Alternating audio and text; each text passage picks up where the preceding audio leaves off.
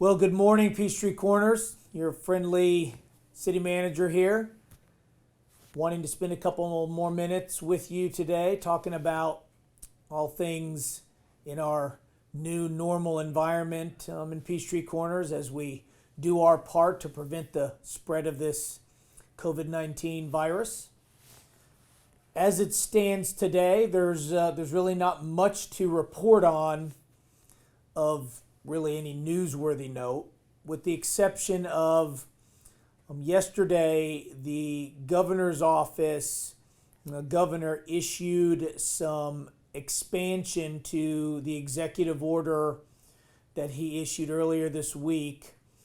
And I think the additional guidance from the governor's office was in response to a number of, interest groups and organizations that have raised some questions as to, well, what does this lessening of restrictions mean? How does it apply to certain things? And so I will spend a couple minutes kind of letting you know what the governor's office, their enhanced guidelines are so that we understand what's going on here. But again, I'll remind all of you that this statewide executive order supersedes all local ones. We are not authorized to either increase or decrease the restrictions or tweak them in any way, shape, or form. And so this is, at the state level, so any interpretation, any guidance anybody needs as it relates to this, any issues somebody has with it, unfortunately, at our level, we're not in a position to respond or to address any of them. So if you go to our website, the contact information for the applicable state agency that's in charge of some certain aspects of this, whether it's enforcement, interpretation, or others, those contact numbers and emails are on our website. All right, so the governor's office issued a couple of things to help clarify.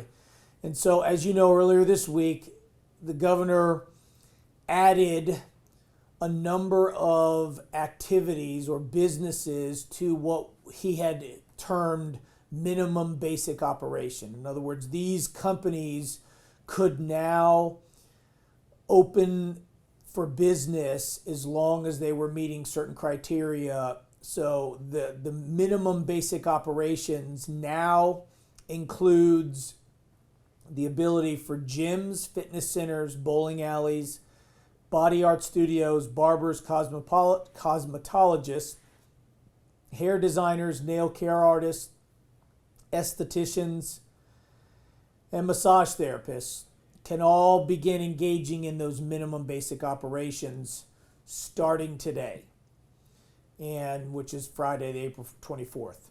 So they can be open to the public on a limited basis, subject to some restrictions. Now, there are some people, including here at the city, that have said, well, wait a second. The shelter-in-place order doesn't expire until April 30th, which is next Thursday. And that is true. And the governor's office did confirm that the shelter in place is still in effect. It will not expire until April 30th.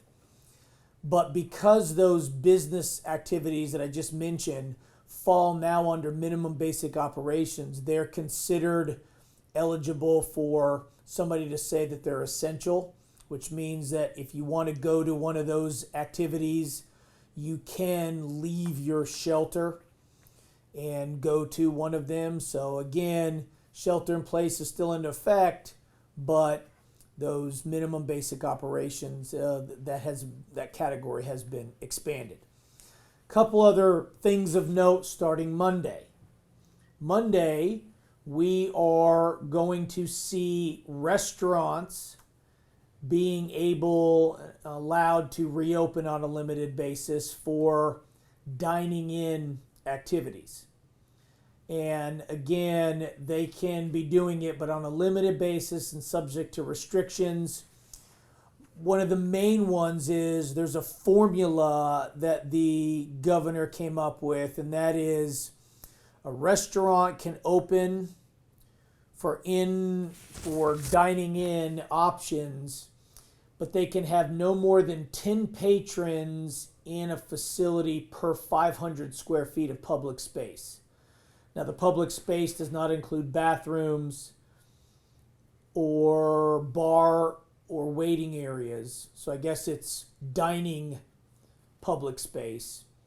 But, and excuse me, the calculations shall include waiting and bar areas, but not restrooms, hallways, or spaces close to patrons like kitchens. And then outside of the immediate family unit, nobody can be within 6 feet of each other in that case too. So you're looking at, having to spread out and based on the total square footage. So each restaurant will be different, of course, but those who want to open can starting Monday. Also on Monday, should they decide to do so, theaters are permitted to be open to the public or engage in minimum basic operations, subject to some new restrictions. But then again, he reiterated that bars, nightclubs, amusement park, rides, and live performance venues will remain closed at least through May 13th, which is when the public health state of emergency in the state is set to expire. Now, the governor's office did include in this additional executive order a number of measures to mitigate the spread of the virus under each of those categories that I just mentioned, each of those business activities. And some are different than others. Restaurant, let me back up. A lot of the measures are the same. And that would be everything from, again, 6 feet apart, screening and evaluating customers or employees who may be exhibiting symptoms that are similar to COVID-19, like fever, shortness of breath, cough, that kind of thing. Sanitizing certain aspects of it. Some of those are all the same, but there are some subtle differences. For instance, the safety guidelines for reopening barber and cosmetology salons are going to be different. They're going to have a few things that are different than a restaurant or a theater. And so in the order, under each of those categories, there are mitigating measures that are listed. Most of them are 20 or more. And again, a lot of it's some of the really common sense things.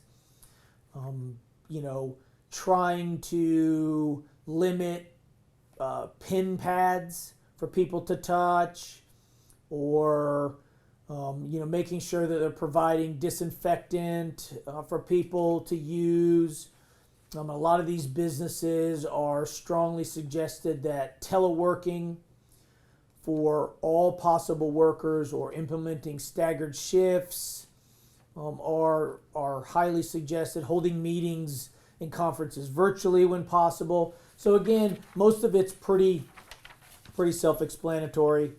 Now, the last thing that I will talk about is the places of worship.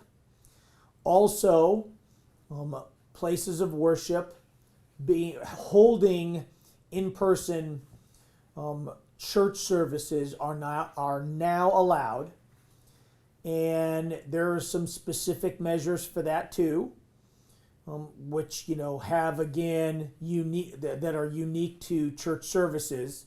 Some of them are the same. But they are saying that when, in the sanctuary, they're encouraging churches to continue to do, video conference and remote services when they can. Encouraging people, if they can attend the service remotely, to do so. But if people are just, they are convinced that they want to go to a church to worship, that they maintain 6 feet between individuals unless they're in the same family unit. They are saying that, look, depending on the membership, you may end up having to have multiple services because, sanctuaries, if you're having a 6-foot separation between people that are not immediate family members, is going to take up a lot of space in sanctuaries. So, that could change things. They're saying, they're strongly discouraging choir practices and other groups getting together. They're encouraging, sequentially having people escorted out of the sanctuary when it's done directly to their car versus milling around, the church afterwards. And so that's probably the other one. One last thing about all of this. Healthcare facilities now are allowed to conduct elective medical procedures and surgeries, whereas before, mostly because they did it, they voluntarily ceased elective procedures in preparation for maybe having a crush of COVID-19 patients at these hospitals. But now elective procedures can happen. So I know a number of hospitals and outpatient surgery centers are looking to go back and do that, and including, doctor's appointments in what would be non-emergent type of things like dermatology, and others are saying we're going to start seeing patients again utilizing these mitigating measures to prevent the spread of the virus. So that is kind of where we're at right now when it comes to the way we're supposed to interact. There are some other activities that we have seen starting to open up. Some of the local tennis facilities are starting to allow some tennis to happen with some, interesting, measures to prevent the spread, like, no shaking hands, before or after matches, including also using marked balls such that, a player is only serving with their tennis ball, so their hand is only touching tennis balls that have a mark for them, and the other player would only be hitting touching that ball via their racket. And so if you're ever, needing to give another player their tennis ball, you kick or the racket pushes it to the other player, to prevent the spread of virus on multiple players touching the same tennis ball. So we are seeing some interesting ways to mitigate some of this, but it does appear that both at the state level and maybe even the national level to some degree, there's going to start to be a measured and phased in approach to letting people get back to work and the way things, to a degree, the way things were before all this happened. Now, we have some decisions to make at the city as it relates to some activities we have coming up.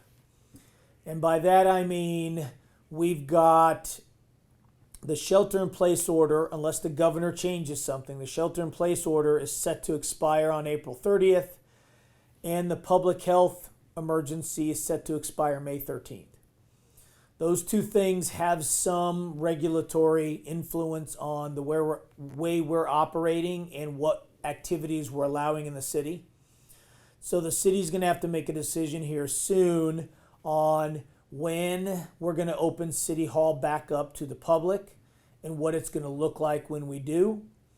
We also are going to have to talk about things like, assembly of people, organize youth activities this coming summer, the use of the town green for large events, some of which are sponsored by the city.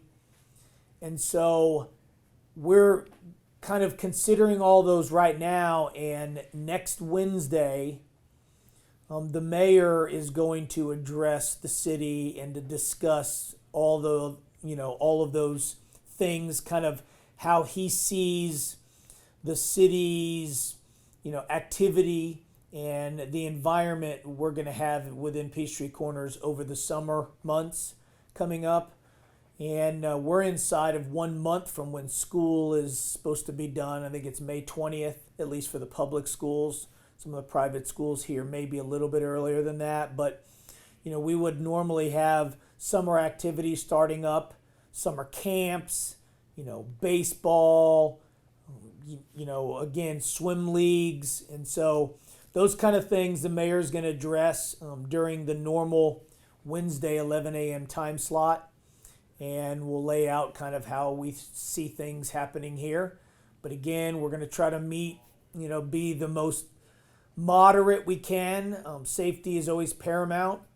And, we're always searching for the right balance between safety, but yet not unnecessarily restricting activity between people or between business entities. So, thanks for all you're doing to, again, keep the community safe. We haven't had a, large, string of COVID-19 positive cases here. I think to a degree that is because of almost all the people here doing the right thing, practicing those, social guidelines and restrictions on travel and restrictions on interacting with others that have kept us from having that. There are some communities like, Albany, Georgia, that have seen a disproportionate amount of COVID-19 positive people in a smaller area, and we're blessed to not have had that here. So keep up the good work.